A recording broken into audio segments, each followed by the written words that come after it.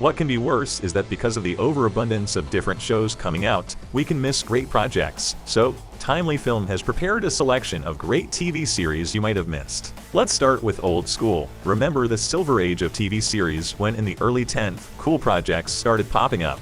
Sherlock, Game of Thrones, Daredevil, True Detective, and other series prove that the genre is not dead yet. We all periodically return and review projects of this era, but forget that between them came out a little less famous, but no less cool series, for example Forever.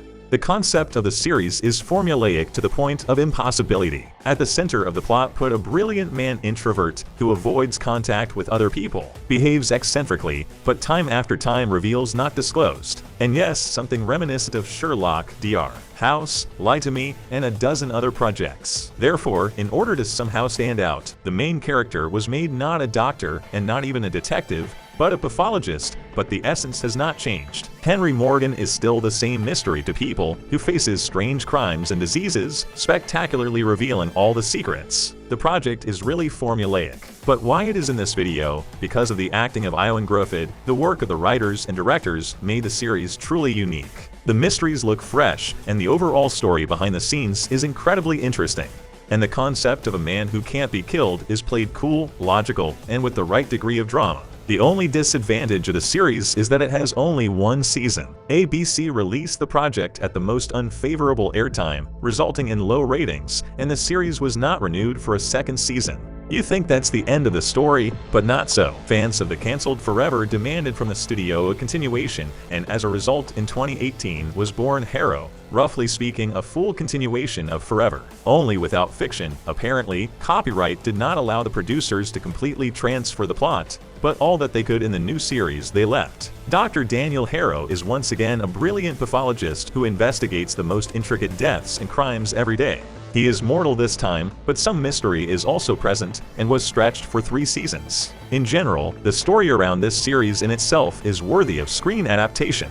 So we advise you to watch this couple, starting with Forever and continuing with the Harrow series. Trust us, you won't regret it. Next up is Dark. To say that the project is completely devoid of popularity, it is quite popular, but not enough. Dark deserves at least the title of successor to the first seasons of Lost. The series came from Netflix. The streaming giant was tired of Hollywood's templates and decided to create something regional. The target was Germany, where local directors and writers had a finished masterpiece on their hands without funding.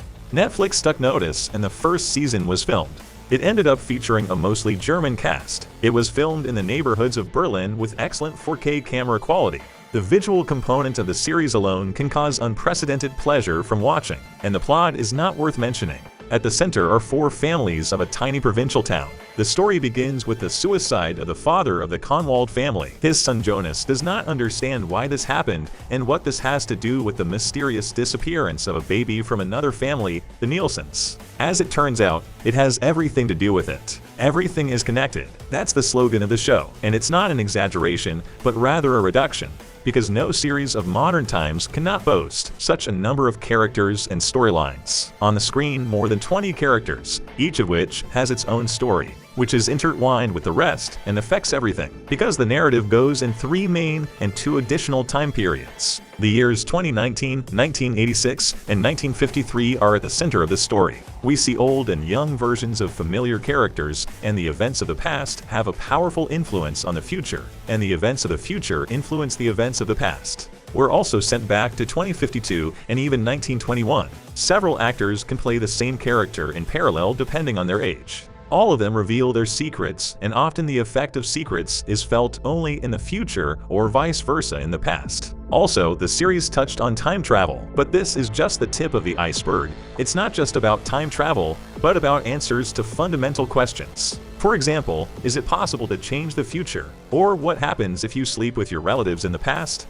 Dark touches on questions that many people have asked themselves. In every one of them, we get an answer that periodically squeezes us into a chair. We warn at once, it is not a series under popcorn. Starting to watch Dark, get ready to tear your head. More than 20 characters in different time periods. It is not so easy. You will have to pause the series and remember who is in front of you and what it is about. And the best part is that there is always an answer, and it is incredibly entertaining. The last seasons of Lost turned into an incoherent story, and Dark has only 3 seasons, which monumentally and connectedly ended the story, as the producers did not want to stretch and exploit the story on the feelings of the audience for monetary gain. In addition, add to this superb scenery, excellent acting, incest, and absolute realism of what is going on. The result is a series that we would advise you to watch right now. And we'll move on to our next customer, and that's good old Chris Pratt. As you know, all streaming services are now trying to get contracts with actors and lure them to them. Chris Pratt got into the hands of Amazon, and as a result, we got a great series called The Terminal List. And as with Forever at First Glance looks formulaic, Military Special Forces Commander James Reese gets ambushed with his squad and is the last survivor. As he starts pulling strings, he stumbles upon the government's dirty secrets. In other words, it's a typical Tuesday for Hollywood. Pumped men shoot, pumped up men fight, and pumped up men call each other brothers. But The Terminal List made it into our video because there's more to the show. First of all, it's a pretty good mind games. Isn't the soldier crazy? Whose version of events is true? How was everything in the damn cave really? And is it true that the main character's illness has shifted his mind a bit? These seeds in the series grow into a very interesting and ambiguous spectacle, which on the other hand is complemented by ironclad severity. The series features perhaps the most brutal scene we have ever seen. And what's even harsher is why you can understand that the main character is so harsh. His anger is complemented by the emphatic realism of the project. Too often in movies, it happens that a special forces officer fights for 2 hours on knives with the main villain. Although in reality any martial arts, and especially military, provide for the elimination of the enemy as quickly as possible. The Terminal List is exactly how it should be. If special forces officer who has lost his mind needs to eliminate someone, it happens brutally, horribly, but insanely fast. The right degree of cinematic is achieved in other ways, including the fact that there are so many events crammed into one season that other producers would have stretched out over 2 to 3 seasons. When a bad guy is introduced in the first episode, we're all subconsciously prepared for him to have plot armor to help him survive to the finale. Death List is not the case. Anyone can die at any second and in any scene. And besides, in the first season, there are several storylines to complete, which do not need to wait for the finale. All in all, highly recommended. Now let's move on to the Apple TV. First, we'd like to advise Severance. This is a story about Mark, an employee of the corporation Lumen Industries. He and other workers agreed to an unusual procedure to surgically separate non-work memories from the workers in order to increase the productivity of their labor. And this is where the real bacchanalia begins, revealing the dark deeds of the firm and its technology. Overall, a great project for the pressing topic of office routine in today's society. Imagine that you are at work and you are on vacation are 2 different people who are completely forbidden to communicate with each other. Now throw in office intrigues, corporate tricks, overtime, and other details, and it turns out at times even too similar to the real-world story. What actually appreciated giving the Severance as many as 14 nominations for Emmys. Apple's next nominee is a TV series for all mankind. You've probably heard of it, but we won't get tired of begging everyone in the world to watch it if only because it's been 3 seasons, and by some miracle, they haven't lowered the bar they set from the first episode.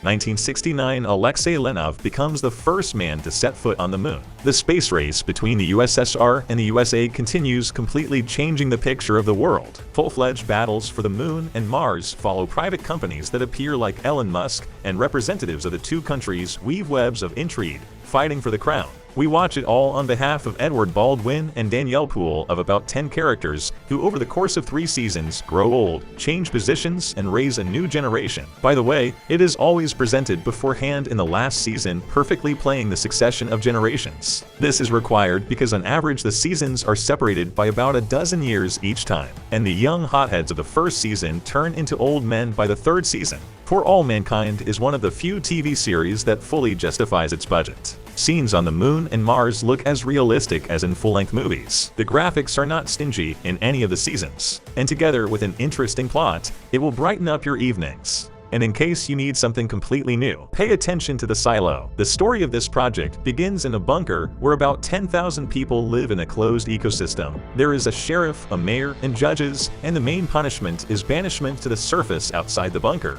which is actually similar to death. After all, once on the surface, everyone dies almost immediately. Are the events taking place in the land of the post-apocalypse? Is the picture outside a hoax and a social experiment? And maybe the bunker is not on our planet at all, but on Mars. Such questions you'll be asked together with the main characters, although for them even to think about such things crime. In general, The Shelter is like Cloverfield, mixed with Firefly and other science fiction on the subject. And on that major note, we'll end on that. Have watched the series from our video, share your evaluation in the comments, have other suggestions, and leave them there too.